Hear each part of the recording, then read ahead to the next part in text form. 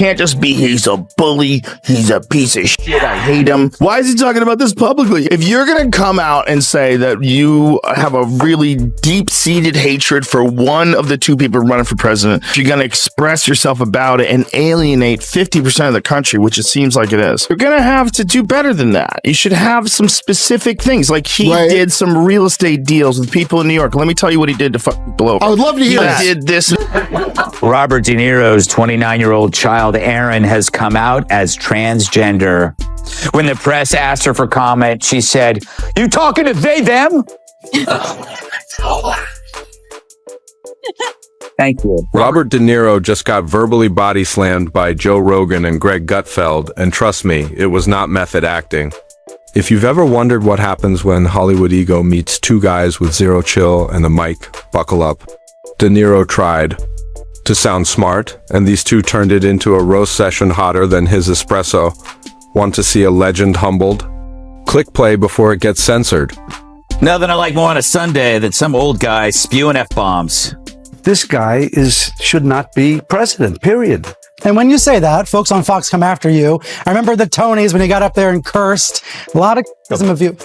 Okay, well, you know, this is cable, so it's not an FCC violation, but it is still a Sunday morning. Ah, that was Bobby De Niro promoting his new movie, Grumpy Old Man 7, More Strained Peas. Robert De Niro, once the gold standard of gritty cinema, the walking, talking essence of a New York alley, and the guy you couldn't glance at without hearing, "You talking to me?"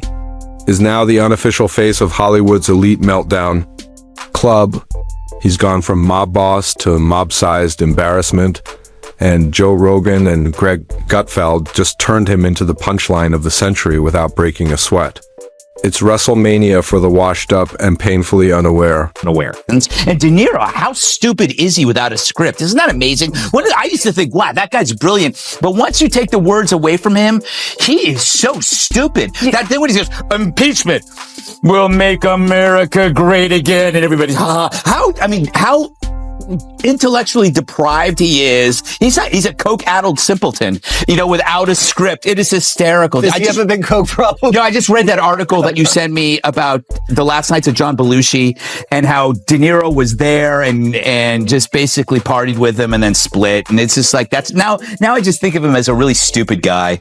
Here we have Robert De Niro, or De Niro Robert, if you're feeling nasty, who now acts like he's been divinely appointed as the voice of political wisdom and moral clarity. Except lately, the only thing he's mastered is shouting into a mic like a pigeon on meth. Yes, this is the same guy who once silenced rooms with a stare. Now he needs triple espresso and a teleprompter, just to rant about whoever's in office. Oh, Robert De Niro.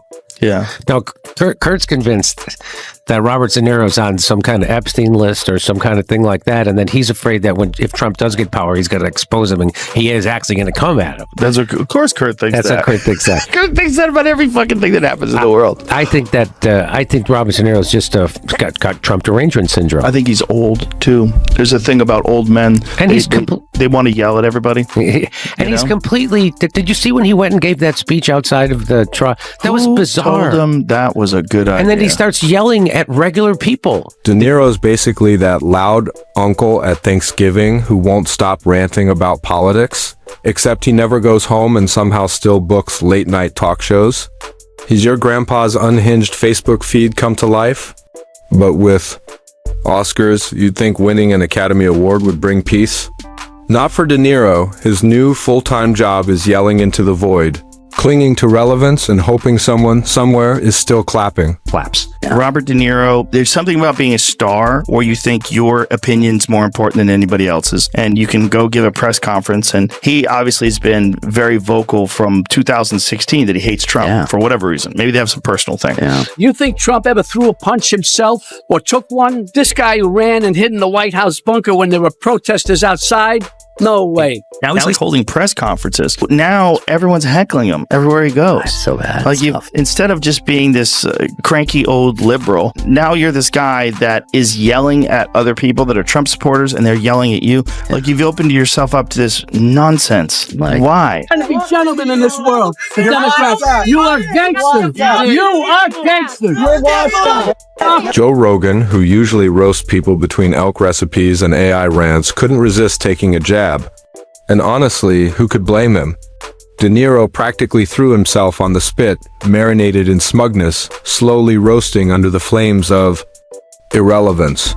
When a guy known for subtlety becomes the loudest voice in the room, it's not growth, it's a cry for help. Rogan didn't even have to say much. The look of pure confusion on his face when De Niro tries to sound deep about anything. Post to 1999 is enough to fuel comedy for days.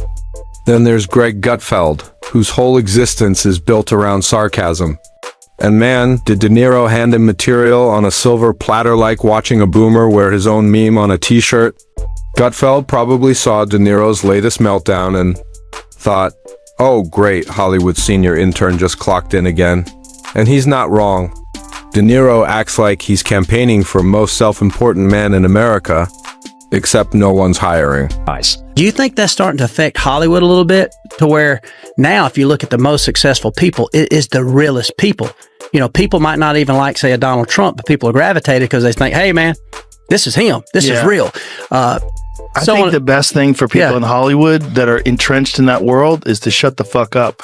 Because as soon as they start talking, people like, as soon as Robert De Niro starts talking, I'm like, Jesus, get that fucking microphone away from him so I can enjoy Taxi Driver. Yeah, it's heartbreaking. Yeah, it's heartbreaking. Yeah, I don't want to hear, I love De Niro. I love those mob movies. It's like, I don't want to hear him that he's a moron. I don't want to hear him talking about politics and about Trump supporters, and just shut the fuck up, man. Yeah. Like, you didn't think this through. Like, this is, and he's getting yelled at. He's doing an outside press conference. Like, Robert, you're 80 years old. Don't ruin this thing. Let's talk about the real punchline here. De Niro's political activism. Let's talk about the real punchline here. De Niro's political activism. Because what the world truly needs is another multimillionaire standing in front of a velvet curtain preaching about oppression, right before hopping into a chauffeur-driven limo, heading to his second yacht, and tweeting about climate change from a phone made by underpaid workers across the globe. Bravo, Bobby. Nothing says revolution like sipping a $500 bottle of wine while lecturing the middle class on nuance. And if you thought that was peak irony, buckle up. The man's now clinging to relevance like it's the last cannoli at a mafia wedding. Remember when he used to disappear into characters so well you forgot it was him? Now all he plays is himself, yelling, ranting, trying to stay awake long enough to finish a sentence on cue. If there were an Oscar for the least self-aware use of a platform, De Niro would have won it 10 times over, still thanking Scorsese in every speech. Moms call bad language, or what producers call great TV. The plan, get an irrational figure, a peaked arrangement, and goad him into snapping. It's like Cabaret for the chronically obsessed. It's like when you were a kid and would pull wheelies on Old Man Johnson's front yard. Finally, he just cracks. He's holding a spatula, chasing you around in his open robe. That's the De Niro CNN business model in a nutshell. Money for nothing and clicks for free. Of course, the real story is how accusations of Trump's nutty behavior always ends up with the accusers acting nuttier. De Niro calls Trump crazy as he goes crazier. The real tragedy? De Niro's starting to sound like a parody of himself. Every time he talks, it's like watching a method actor go off script with no direction, no prep, and no clue. You half expect him to switch accents mid-rant and start shouting about bleep again. He went from intimidating mob boss to high society wine ant in record time. Meanwhile, Rogan and Gutfeld didn't even have to twist the knife. De Niro came pre-sliced. All they had to do was gesture toward the open wounds and let the audience do the rest. Because when a man turns into a caricature of his own legacy, you don't need punchlines, you just need a flashlight and a platform. And wow, did De Niro deliver a Costco-sized platter of cringe. It's one thing to age gracefully. It's another to rage gracelessly on cable news like someone who lost their meds and found a live mic. We're not talking subtle decline here. This is a guy who used to be the gold standard of cinematic intensity, now growling like a bitter mall Santa who just found out the elves unionized. De Niro didn't just give them material, he handed out a masterclass in how to go from icon to living meme in under 5 minutes. It's like he looked in the mirror one morning and said, "Let's play the villain in a Hallmark Channel remake of Taxi Driver." Business is just being a real person talking shit. Yeah. The professional shit talkers. Yeah. You know, having fun, being silly, talking shit about things. And actors are not that. They're weird people, man. And the one thing that's harming them in Hollywood is that they get exposed for being who they really are. And a lot of these people that pretend to be all, you know, clean cut and you find out they're into freaky shit. And, you know, it's like... And it's easier to expose stuff now because social... And speaking of acting, if we can still call it that, let's stop pretending De Niro's recent work is anything more than a sluggish slideshow of past glories. His last few roles have had the energy of an unplugged Keurig. No spark, no nuance. Just a famous face trying to remember where he left his relevance. His delivery now has the emotional depth of a DMV line. You can practically hear the inner monologue. Was this supposed to be dramatic? I'll just squint and mumble that. Worked in 76. It's painfully obvious he's no longer cast for talent. He's cast because his name still rings a bell. Even if nobody's answering it? He's the cinematic equivalent of a stale box of Raisin Bran shoved in the back of the pantry expired, ignored, and somehow still taking up space. They slap his name on a poster, cross their fingers he remembers his lines, and market it as a return to form, which is PR speak for please try not to fall.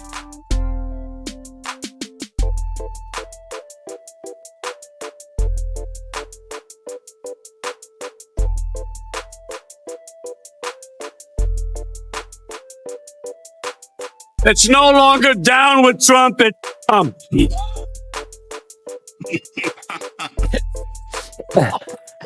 It kills me. Talk about persuasive. Really, I was on the fence about Trump, but then I decided to really listen to one of the great generational leaders of American pop culture, and the clenched fists at the end, that really drove it home. It looked like he was pressing a 2-pound weight in a Jenny Craig commercial. Oh my God. Look at it again.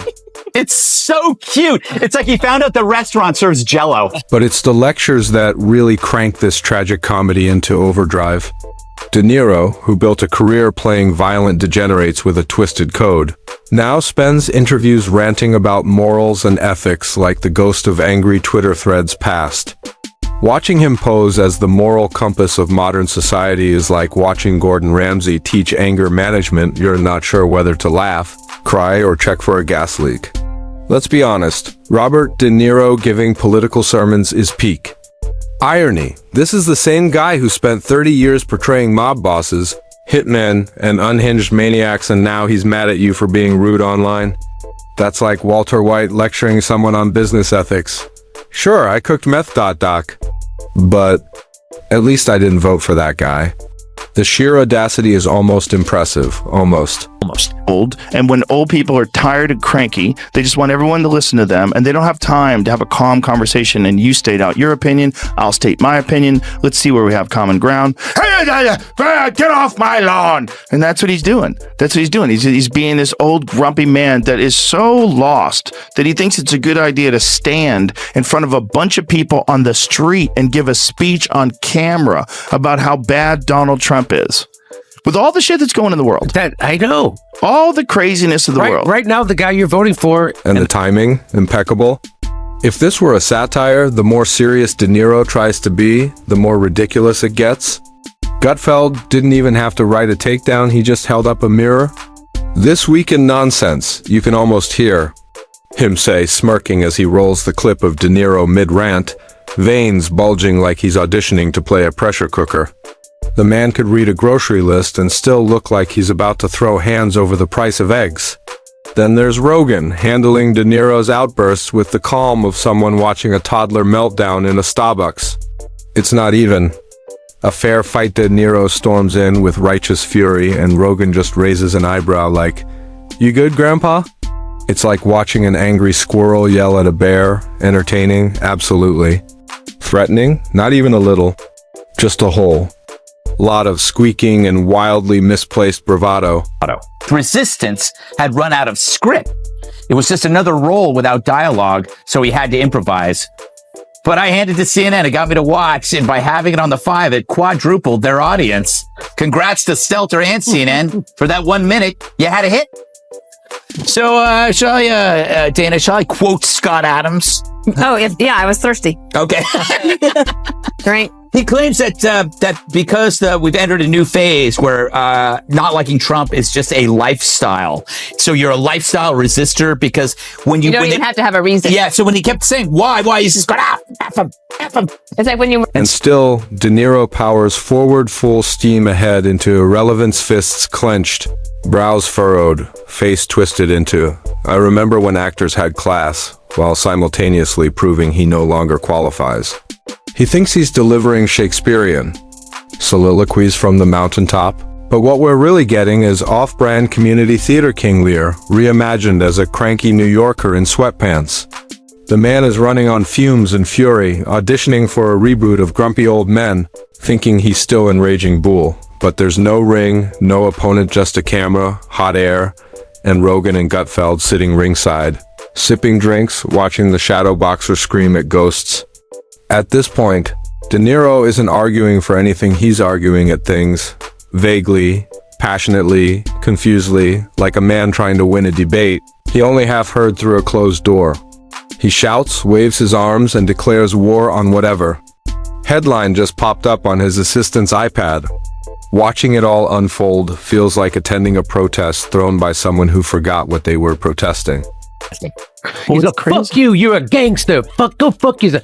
Like, it's crazy that that's the guy from Taxi Driver. Yeah. Like, you know what also I think those guys have no friends.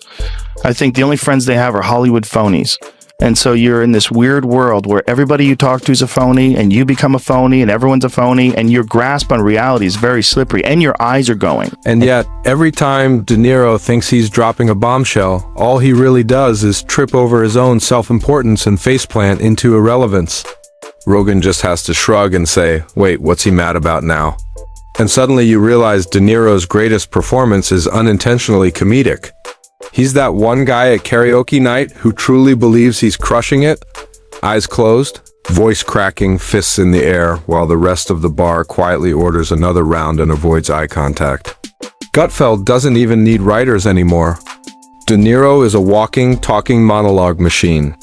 Every rant, every headline, every shaky interview is pure comedy gold. It's like watching Shakespeare.